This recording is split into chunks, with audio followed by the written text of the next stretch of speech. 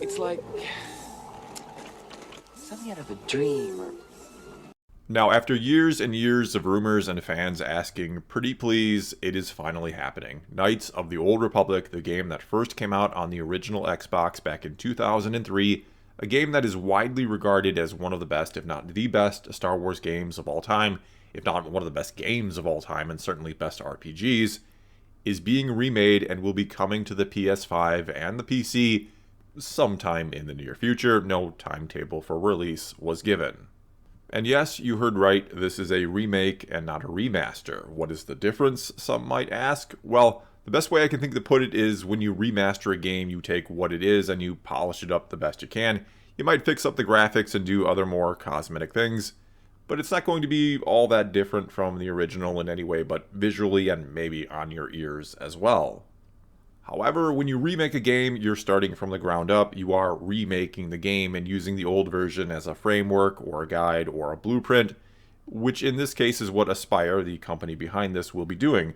They will be starting from the ground up and again remaking this classic game.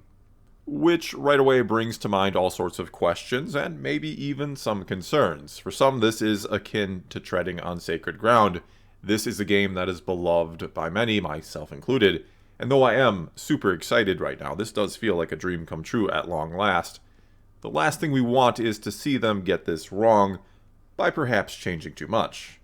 There is, after all, a fine line between remaking and reimagining something, and there's a reason why something is worth remaking in the first place, which is because there is something special about that original version that is worth revisiting and doing all over again.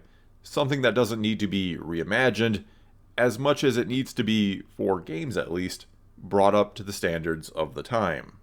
And so the last thing you want to do when you remake something this beloved is to reimagine and thus lose that special something in the process. You don't want to create an inferior game when compared to the original. You simply want to enhance and make experiencing the same game all over again, but in a new way. You want to make it worth it.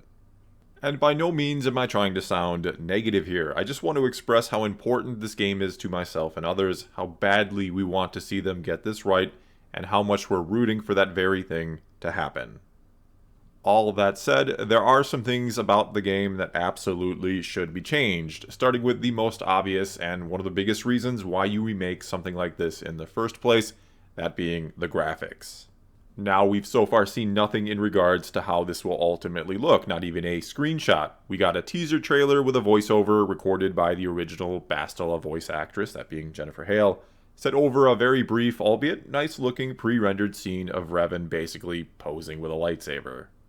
Which, even though, yes, it was cool and certainly got myself and plenty of others hyped, does not give us any idea what to expect out of this graphics-wise. Though the fact that this is coming to the PS5 and that Ryan Treadwell, the lead designer of this from over at Aspyr, said in an interview on StarWars.com, which I'll put a link to in the description if you want to check out the whole thing, he said this is absolutely going to be a cutting-edge experience. And so I obviously think we can expect some next-gen cutting-edge graphics. I am fully expecting this to look absolutely gorgeous, or why bother bringing it to a system like the PS5, or why bother doing it in the first place? As I said before, one of the main reasons you remake a game is to make it look better than it once did. Sound is also another area I think we will see some major improvements, not that the original version was lacking in that department, especially for 2003.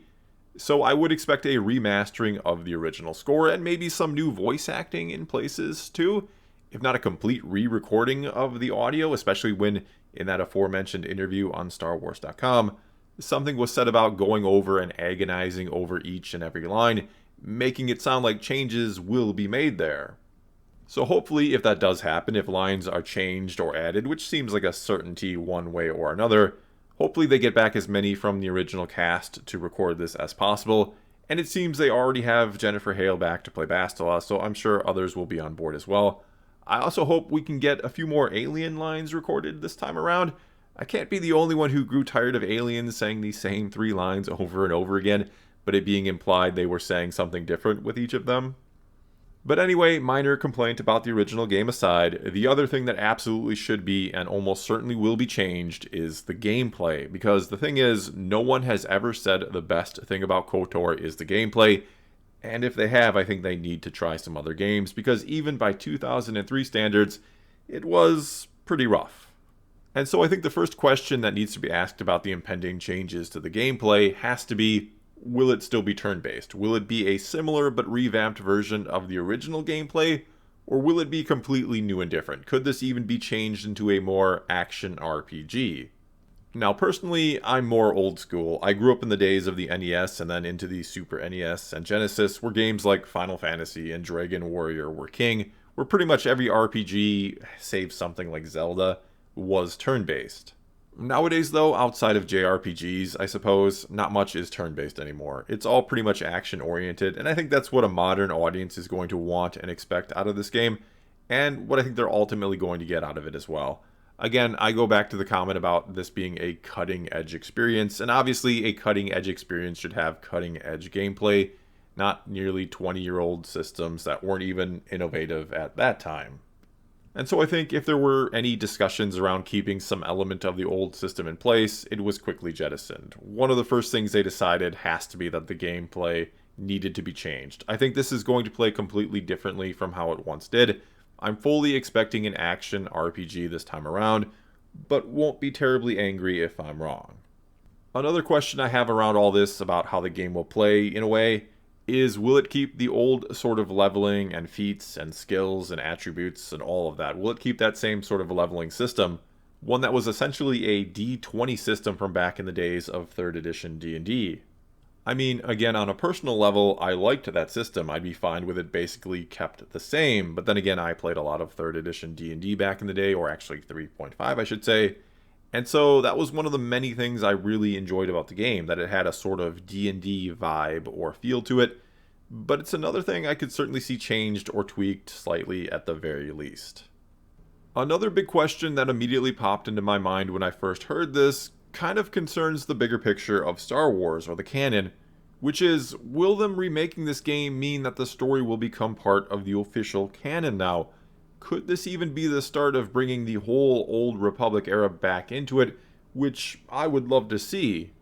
Now, though nothing official has been said either way just yet, that aforementioned article on StarWars.com did say that this game is from the Legends storytelling, which seems to be a bad sign for the Old Republic and this game being considered official canon. Not that there isn't an Old Republic time period in the current canon or anything like that, and thanks to the rise of Skywalker, the name Revan is in the new canon as well, since Palpatine named one of his Sith Trooper legions after him. Though maybe, trying to look at the bright side here, the good thing about this news, if it is indeed true that this won't be canon, and we don't know for sure, this is just what one article said. Anyway, the good news here is that maybe they'll feel less inclined to change anything about the original story in order to fit in with the new canon. Not that I can even think of much of anything, if anything at all, that would need to be changed to align. Either way, I think changes to the story are the biggest fear or concern most of us have about this upcoming remake. Now, if they want to add in some new sort of side stories or side quests, that's one thing that I'm fine with and kind of hoping and expecting to see. Some new and different things to do that weren't in the original game would be nice. But any sort of big or even small changes to the overall narrative will be, well, less appreciated. And thankfully, for the most part, those behind this remake have kept talking about honoring what this game is and how important this game is or was to them growing up.